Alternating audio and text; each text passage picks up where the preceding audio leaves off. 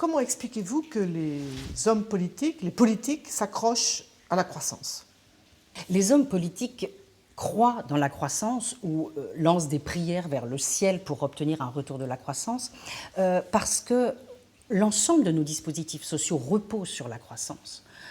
Sans croissance, on pense qu'il n'y aura pas d'emploi, que nos dispositifs de protection sociale sombreront. Mais je crois que plus fondamentalement, le problème est que nous sommes des sociétés fondées sur la croissance. C'est-à-dire que depuis très longtemps, depuis le XVIIIe siècle, nous pensons que l'augmentation de la production va résoudre l'ensemble de nos problèmes.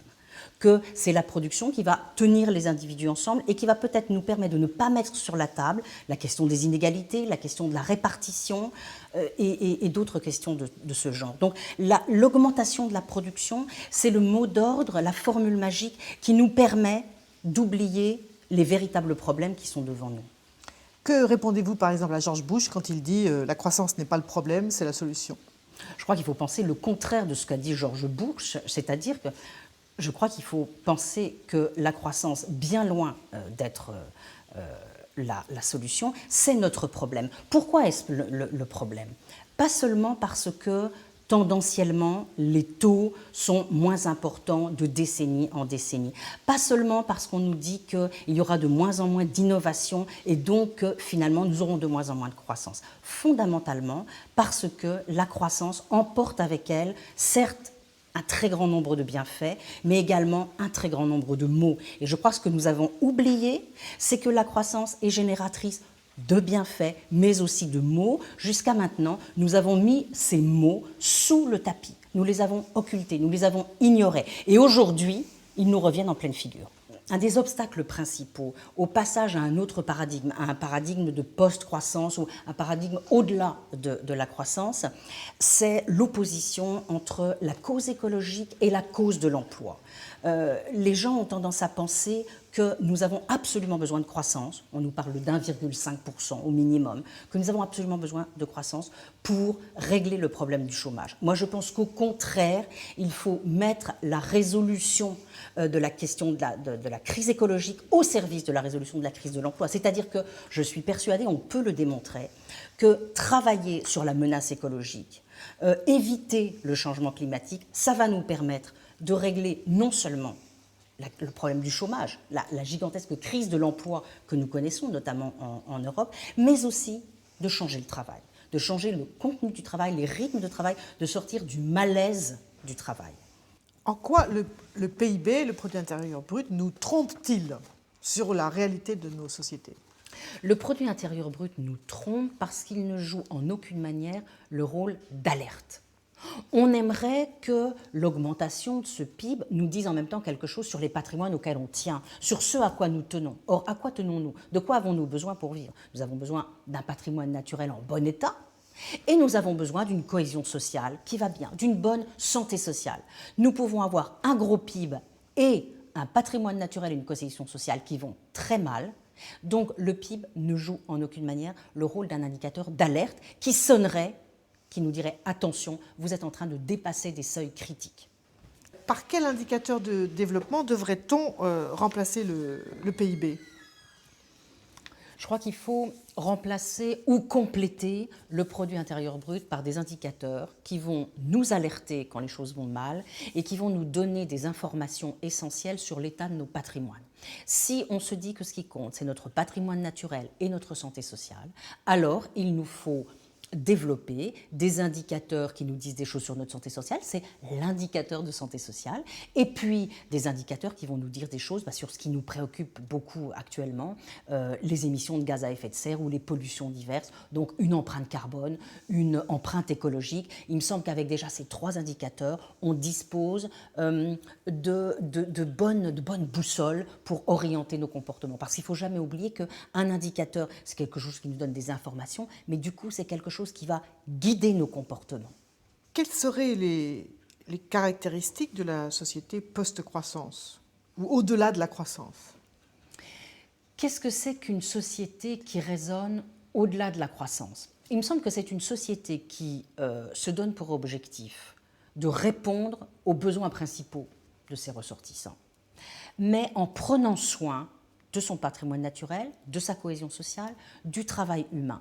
Donc je crois que c'est une société qui serait plus calme, qui serait plus lente, qui prendrait soin beaucoup plus qu'aujourd'hui de ses habitants, de ses ressortissants. C'est peut-être une société dans laquelle il y aurait plus de travail, où le travail serait moins pressuré, moins intensifié.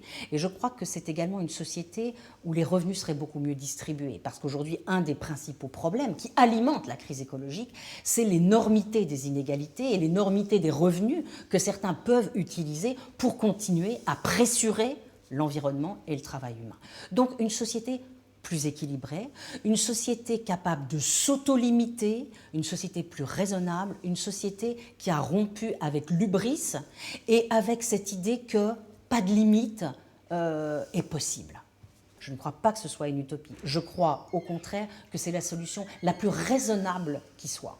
La plus raisonnable parce que c'est elle qui va nous permettre de continuer à vivre et peut-être à vivre bien, c'est-à-dire à sortir de notre obsession pour la croissance et pour ce que Aristote appelait la crématistique, c'est-à-dire la passion pour l'illimité, toujours plus, toujours plus, toujours plus, toujours plus de quantité, et au contraire, nous remettre du côté de la limitation, de la mesure et du vivre bien. Non pas simplement, Aristote disait que la crématistique, c'était juste ceux qui veulent vivre comme des animaux, alors que la mesure, la limitation, c'est ceux qui veulent vivre bien, comme des êtres humains, dans une société politique.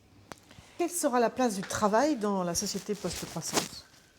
Un des enjeux de la société post-croissance, c'est de réussir à changer le travail, à changer la nature du travail. Aujourd'hui, et c'est particulièrement le cas en France, il y a un énorme malaise au travail. C'est-à-dire toute une partie des individus qui, à la fois, ont d'immenses attentes, qui ont placé d'immenses attentes sur le travail et qui en même temps ont une déception énorme et ne trouvent plus aucun sens dans leur travail. Il me semble que l'entrée dans une société post-croissance, elle devrait nous permettre non seulement de résoudre la question du chômage en partageant mieux le travail, mais également de changer le travail en le désintensifiant. Je crois que si on se retrouve dans une société post-croissance plus lente, moins arc-boutée sur les quantités, qui aura relocalisé une partie de la production, qui prêtera beaucoup plus d'attention aux liens qui tiennent les gens ensemble, alors le travail pourra changer et alors le travail pourra sans doute retrouver une partie de son sens qui a été perdue depuis qu'on est obsédé par les indicateurs, par la rentabilité à tout prix et par l'écrasement, par le souci de la rentabilité, par l'écrasement des travailleurs. Comment vous expliquez ça, que nos gouvernants n'ont pas pris la mesure de ce qui est en train de se produire et qui se prépare ? Alors pourquoi les gouvernants n'ont pas pris la mesure ? Il me semble que d'une part, nos gouvernants, ils sont emprisonnés dans une logique court-termiste dont ils ne peuvent absolument pas s'abstraire. Il faut faire le budget pour demain, on est pris dans des contraintes européennes, dans les 3% de déficit, dans des contraintes multiples, et donc c'est extrêmement difficile de s'arracher à ces contraintes. C'est la première raison. La deuxième raison, c'est que nous sommes encore emprisonnés dans des cadres de représentation, et notamment dans des cadres de représentation issus de l'économie, qui sont extrêmement puissants. Nous continuons à raisonner avec les instruments de l'économie, avec la Convention produit intérieur brut, qui est complètement désuète et ne nous sert à rien dans cette aventure, et d'autre part avec les théories économiques qui n'ont plus aucun rapport avec la réalité. La théorie économique ne nous montre même plus qu'il y a de la finitude, du réel. Elle ne prend absolument plus ça en compte dans ses équations.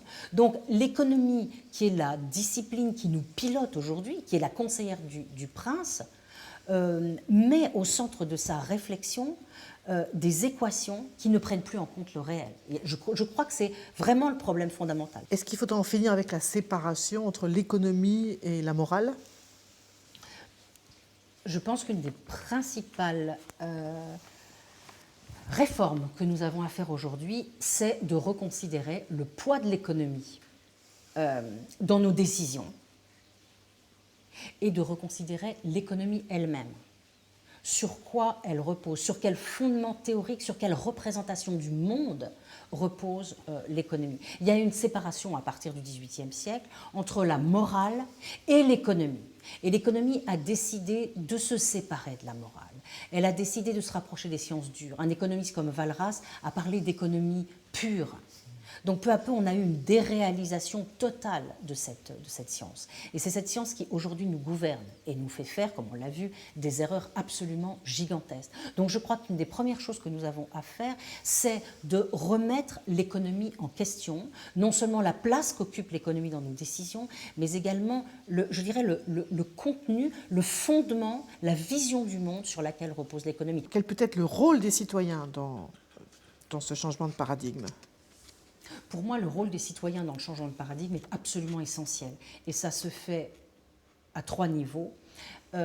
D'abord, dans la vie quotidienne. Il faut absolument que les citoyens qui n'en peuvent plus se rassemblent, qu'il y ait des actions collectives, qu'il y ait des fédérations et qu'ils donnent de la voix. Je crois qu'on peut le faire également à l'intérieur de l'entreprise. L'entreprise est un lieu central. Aujourd'hui, les salariés n'ont rien à dire sur le type de production qui est réalisé et sur la manière dont on organise cette production. Et là, je crois qu'on a un énorme enjeu. Il faut que les salariés puissent dire leurs mots sur les types de biens et services produits et sur la manière dont on les produit. C'est absolument essentiel. Et puis, 3e niveau, c'est le niveau politique, c'est-à-dire le moment où les citoyens se rassemblent, forment une voix en quelque sorte et trouvent un lieu, en général un parti, pour porter ses idées sur la scène politique. Donc voilà 3 lieux, me semble-t-il, où les citoyens ont une importance absolument déterminante. Parce que je ne crois pas que les partis politiques ou les hommes au pouvoir aujourd'hui, les responsables politiques seuls, feront quelque chose si les citoyens ne les y poussent pas. Est-ce qu'il n'est pas trop tard pour réaliser cette transition ? Alors, je crois qu'il faut qu'on soit absolument conscient de l'urgence. Je pense que nous avons 20 ans pour organiser la bifurcation. Après, il sera trop tard. Donc, nous avons encore un tout petit peu de temps, mais il faut vraiment nous ressaisir.